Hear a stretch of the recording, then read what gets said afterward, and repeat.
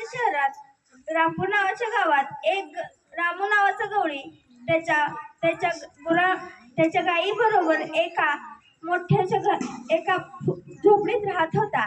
तो आपल्या गायींवर खूप प्रेम करत होता. तो आपल्या गायींवर चारा पाणी करत असे.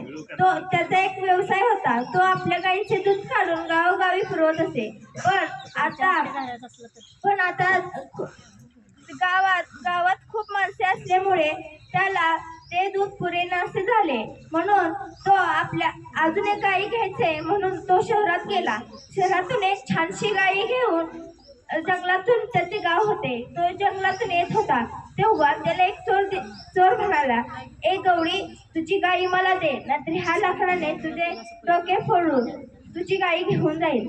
तो गवळी म्हणाला, नको नको नको चोर दादा, मी माझी गाई देतो, पण मी मोकळा कसा जाऊ? माझी बायको मला ओरडेल. म्हणून तू मला तुझ्या हातातली ती काठी मला दे व मी खुश होईल आणि तू पण खुश होशील.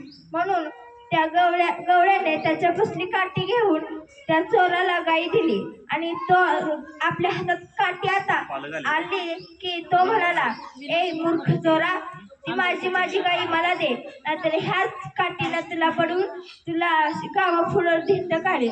मग तो चोर घाबरला व त्याने त्याची गाई त्याच्या हातात दिली. मग गवळी खुश होऊन आपल्या गावाकडे आला. तात्पर्य, हुशारी कधीही हुशारी कामाला येऊ शकते.